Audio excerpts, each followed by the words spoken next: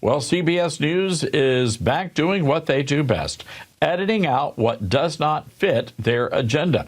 Now, this past weekend on their Sunday show, Face the Nation, well, DHS Secretary Kristi Noem was asked about the media's darling, Kilmar Abrego Garcia, the wife-beating suspected MS-13 gang member charged by the DOJ with human trafficking and currently awaiting deportation to Uganda.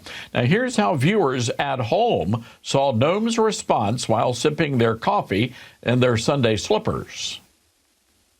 The one thing that we will continue to do is to make sure that he doesn't walk free in the United States of America. But I heard you say that we're going to let the Justice Department do that. Well, thanks to Kristi Noem's team, who was recording the pre-recorded interview on their end, we now know what CBS conveniently edited out. He doesn't walk free in the United States of America.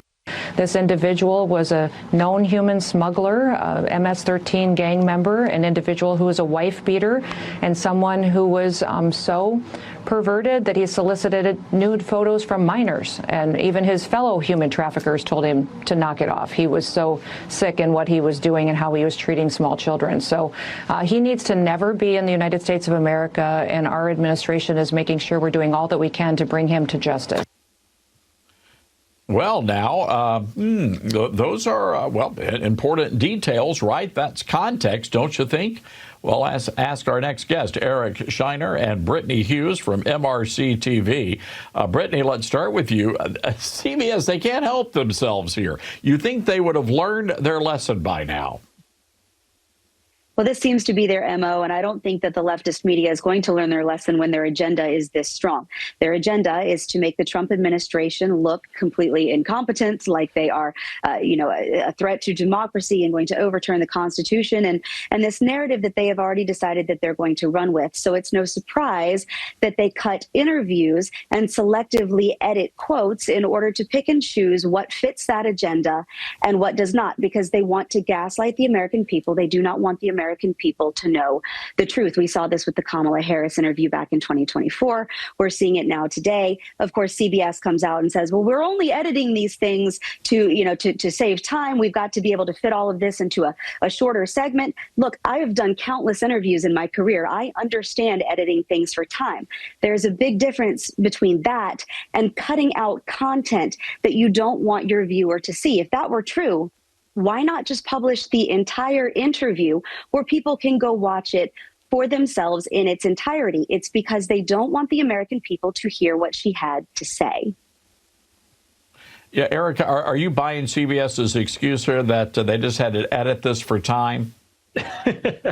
No, because that's the same excuse they gave for Kamala Harris. And again, they only put up the interview online after Kristi Noem and the Department of Homeland Security puts out a press release saying, here's the uncut interview, here's what our team recorded, and good for her. I hope a lot of people, a lot of Republicans especially, get that memo that, you know what, maybe you want to record this for yourself because you don't know how the leftist media is going to edit it and make your answer sound. So good for her and her team for having it. They posted on X. Well, then later, CBS puts the whole video, but that's exactly what they did with Kamala Harris, too. Brittany, we got to talk about Rosie O'Donnell in exile in Ireland. Our thoughts and prayers are with the Irish. Rosie falsely labeled the trans Catholic school shooter as MAGA, and now she's apologizing. Let's watch. Hi, everybody. It's Rosie O'Donnell, star of the Flintstones. Listen, I have a cold sore. I know. Happens. I did not do my due diligence before I made that emotional statement. And I said things about the shooter that were incorrect. I assumed, like most shooters, they followed a standard MO, NRA-loving kind of gun people. Anyway, the truth is, I messed up. And when you mess up, you fess up. I'm sorry.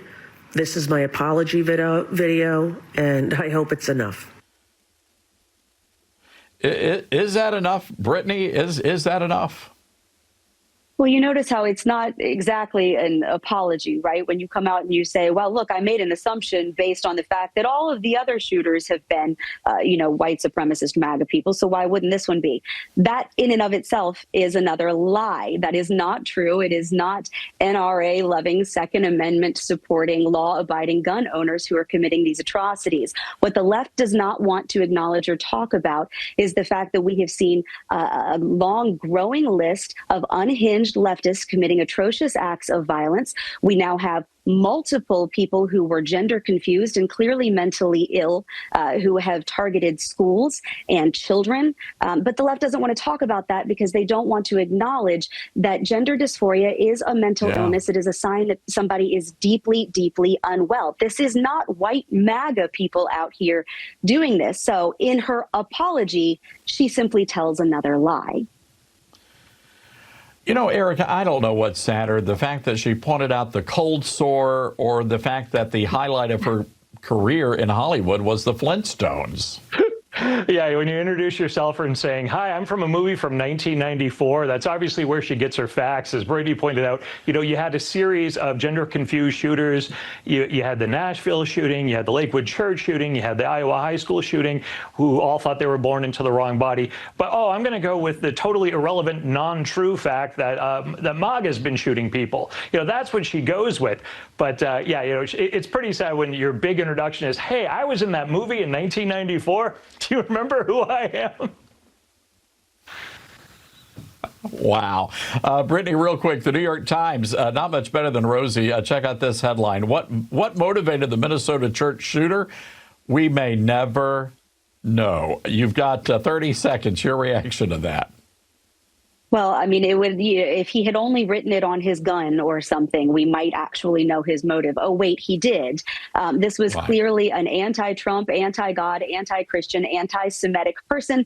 We have an entire manifesto. There is absolutely no secret whatsoever as to this person's motives. But again, this is what the left does, right? They're going to ignore the fact that this was a clearly mentally ill person because they don't want to talk about gender dysphoria. They're too busy praising it and trying to shove it into our schools and our military.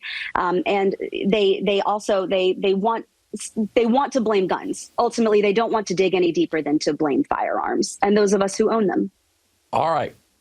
We've got to leave it there. Eric, Brittany, guys, thank you.